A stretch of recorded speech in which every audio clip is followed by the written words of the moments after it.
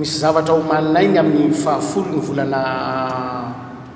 aogositra ho avy zao zay anasana ny rehetra kanefa antegnategna na mialohan'izay misy zavatra mitranga zay tsy ampoiziny ny mitranga eto amin'ny firenena fa misy fanampiana zay avy any ivelany zarain'ny mpitondra fanjakana ankehitriny no niteraka n'lay olana mitranga eto amin'ny firenena zao ny fandehan'le zavatra mitranga hoe vary ray gony ho an'ny vahoaka malagasy isa-tokantrano araky ny fiteniny voalohan'ny repoblika taitra izahay nahita maso tamin'ny fahitalavitra fa misy olona tsy tambo isaina no mitangorina etsy sy roa ary anisany mitehaka sy manamafy an'izany fitangorona zany ny filohan'ny repoblika aiza le fepetra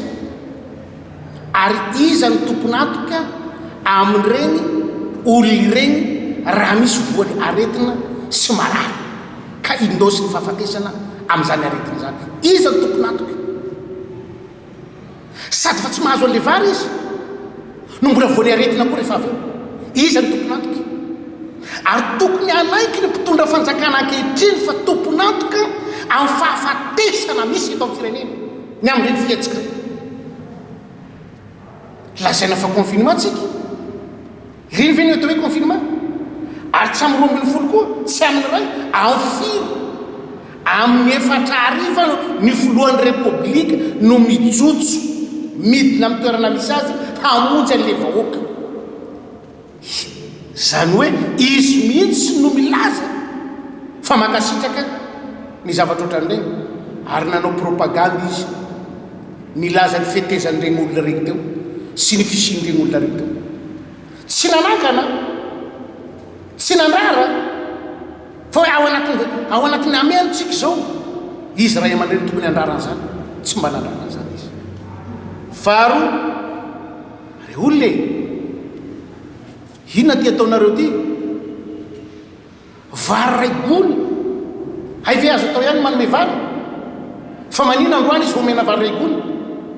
fa confinement fahafiritsika zao aiza ny anjaran'ireo olona reo nandritra zay confinement lavabe zay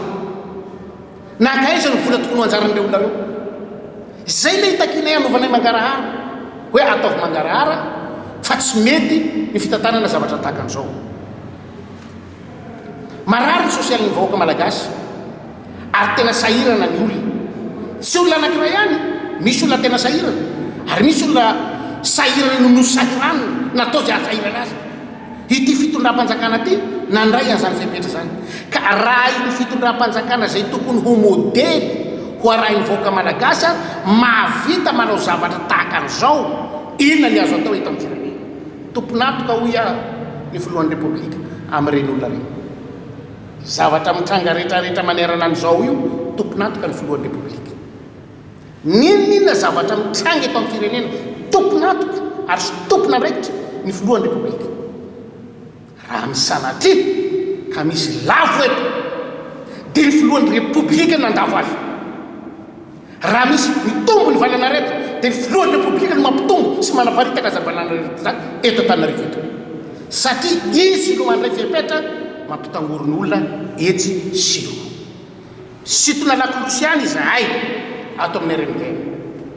hoe tsy dia tena mety loatra ny fanaovana zavatra ohatran'io nona ny olona dia mitady ny zavatra hoanina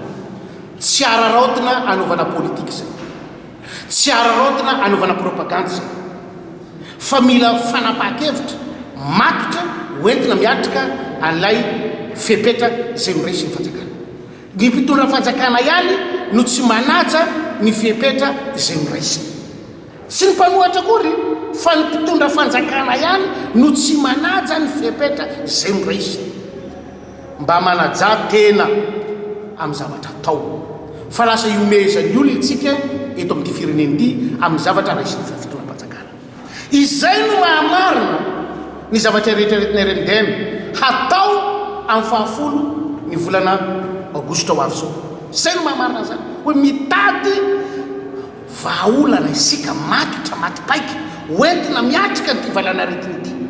Mitady koa tsika ny anarenana le sosialy mivahoaka malagasy. Izay no anasanay andray aman-dreny ara-panahy rehetra nona ny vahoaka kristiana, mijaly ny vahoaka kristiana, sahira ny vahoaka kristiana, miantso anareo ray aman-dreny ara-panahy rehetra mba hitsangana hijoro fa nona ny fanahin'olona, sahira ny fanahin'olona.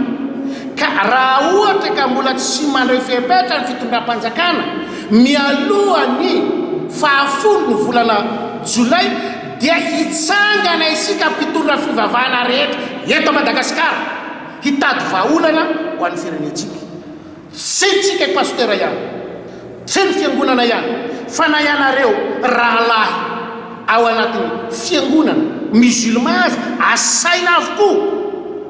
Tsy ny fiangonana zoky, tsy ny fiangonana zandry, tsy musulman ihany, fa ny mpandala fomban-drazana rehetra asaina. Ny finoana rehetra zay misy eto a Madagasikara dia invitentsika avokoa ireo mba hiara hitady vahaolana ho an'ny tanindrazana. Tsy vitan'izay ihany fa ao koa reo nanana ndraiky tateo aloha, tao ny filoham-pirenena teo aloha, tao ny prime ministre teo aloha, tao ny député teo aloha, tao ny ministre teo aloha. Ilaina ny traikefanana an'ireny olona reny mba hitadiavantsika vahaolana hanarenantsika ny ty firenena ty. Koa manasa anareo izahay ato amin'ny RMDM mba hifanometanana fiara hidinika hijery ny vahaolana handehanantsika hamaha zao zavatra misy eto amin'ny firenena zao. Tsy izay ihany fa ireo manana ny lapa ankehitriny, ny mpanjaka, ny tangalamena, ny sojabe, dia ilaina daholo isika rehetra hifanometanana fa ny hevitry ny maro izy ny fitenena matakadavitra. Tsy maintsy mifanometanana isika. Tsy vitan'izay, tsy izay ihany no invité-ny RMDM amin'ny fahafolo ny volana jona ho avy zao, fa ny mpiasam-panjakana rehetra na ny syndicat rehetra mba handray anjara mba handamina le firenentsika. Tsy izay ihany koa satria mbola misy miteny hoe ka zahay zany ahoana dia ho tanisaina eto fa ny rehetra dia invité amin'izany. Zao ny mpandraharaha eto a Madagasikara hitady vahaolana, ny syndicat samy hafa na miankina na tsy miankina fanjakana, ny foloalindahy tsy atao tsobaikona fotsiny nareo, tsy atao baikona sovaly fotsiny nareo, fa manan-kevitra ianareo, olom-pirenena ianareo, manana ny zavatra rehetraretinareo koa ianareo handaminana ny ty firenentsika ty, dia antsoina koa ianareo. Ny antoko politika sy ny mpanao politika dia antsoina hitady vahaolantsika ho an'ny tanindrazantsika. Tsy vitan'izay ny fiarahamonim-pirenena, ny mpampianatra mpanabe, ny vondron'olona samihafa ary solotenany tantsaha sao dia adinontsika fa hoe reny mitambany vohatra ireny ny tena miasa sy mamokatra ho an'ny firenentsika. Ilaina ny hevy, ilaina ho tonga koa izy hanometana hifampidinika amintsika tsirairay avy. Tsy vitan'izay fa ilaina koa ny solotenany vehivavy zay reny nipoirany zao olombelona rehetrarehetra zao. Ataontsika akilabao foana rehefa misy zavatra atao, zay tsy hanao akilabao fa hanome hasy ny maha olona tsirairay avy. Ny solotenany tanora zay ho avy ny firenena zay lazaintsika amin'ny fa ny solotenany mpivarotra rehetra milo fa ampy ho antsika rehetra ny fahafolo ny volana jolay volana aogosta ho avy zao, satria hitadiavana vahaolana ho an'ny tanindrazantsika.